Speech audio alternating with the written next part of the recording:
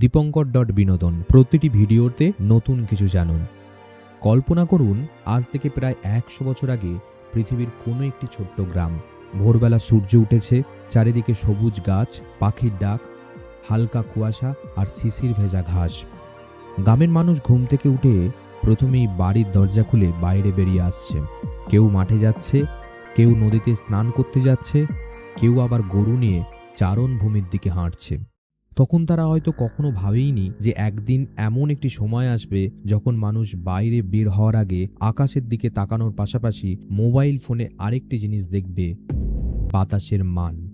একসময় মানুষ আবহাওয়ার খবর জানতো শুধু বৃষ্টি হবে কিনা, রোদ থাকবে কিনা বা ঝড় আসবে কিনা তা বোঝার জন্য। কিন্তু আজকের পৃথিবীতে আরেকটি প্রশ্ন সমানভাবে গুরুত্বপূর্ণ হয়ে উঠেছে। আজ যে বাতাসে আমি শ্বাস নিচ্ছি সেটি কি সত্যিই নিরাপদ? এই প্রশ্নের উত্তর খুঁজতে গিয়ে আমরা পৌঁছে যাই একটি ছোট্ট শব্দের কাছে, AQI। মাত্র ৩টি শব্দ, কিন্তু এই ৩টি অক্ষরের মধ্যে লুকিয়ে আছে কোটি কোটি মানুষের প্রতিদিনের স্বাস্থ্য, ভবিষ্যৎ এবং জীবনযাত্রার মান। আপনি হয়তো লক্ষ্য করেছেন, অনেক সময় আকাশ একেবারেই নীল দেখায়, অথচ AQI মান খুব ভালো নয়। আবার কখনো হালকা ধোঁয়াটে পরিবেশ দেখেও AQI মাঝারি থাকে। এর কারণ হলো আমাদের সবচেয়ে বড় শত্রু সবসময় চোখে দেখা যায় না। বাতাসে এমন অসংখ্য ক্ষুদ্র কণা ভাসতে থাকে, সেগুলি এত ছোট যে মানুষের চোখ সেগুলিকে দেখতে পারে না। আমরা শ্বাস নেওয়ার সঙ্গে সঙ্গেই সেই কণাগুলো শরীরের ভেতরে প্রবেশ করে। একদিন নয়, ১ মাস নয়, বছরের পর বছর ধরে। ভাবুন তো, যদি প্রতিদিন আপনি ১ গ্লাস জলে অতি সামান্য পরিমাণ ময়লা মিশিয়ে খান, তাহলে হয়তো প্রথম দিন কিছুই হবে না। কিন্তু যদি একই কাজ বছরের পর বছর ধরে চলতে থাকে, তাহলে একসময় সেই ক্ষতি শরীরে জমতে শুরু করবে। দূষিত বাতাসের ক্ষেত্রেও ঠিক একই বিষয় ঘটে। ক্ষতি অনেক সময় ধীরে ধীরে হয়, তাই আমরা তা সঙ্গে সঙ্গে বুঝতে পারি না। বিশ্ব স্বাস্থ্য সংস্থা বা ওয়ার্ল্ড হেলথ অর্গানাইজেশন WHO বহু বছর ধরে গবেষণা করে দেখেছে যে বায়ু দূষণ শুধু শ্বাসকষ্টের রোগই বাড়ায় না, এটি হৃদরোগ, স্ট্রোক, দীর্ঘমেয়াদী ফুসফুসের রোগ এবং কিছু ক্ষেত্রে ফুসফুসের ক্যান্সারেরও ঝুঁকি বাড়িয়ে দিতে পারে।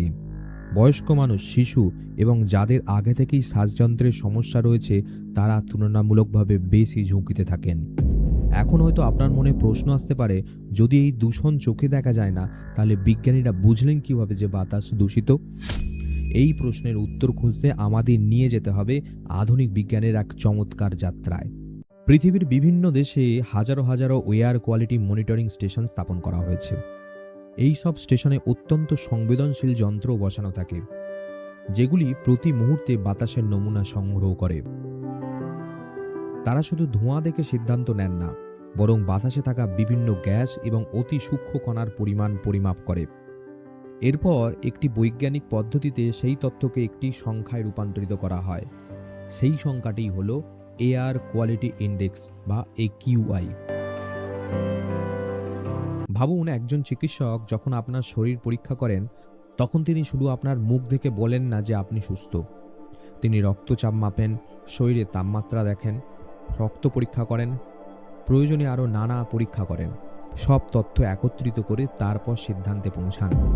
AQIও ঠিক সেই রকম। এটি বাতাসের একটি স্বাস্থ্য রিপোর্ট। যখন আপনি মোবাইল দেখেন AQI 40, তখন এর অর্থ হলো বাতাসের অবস্থা তুলনামূলকভাবে ভালো।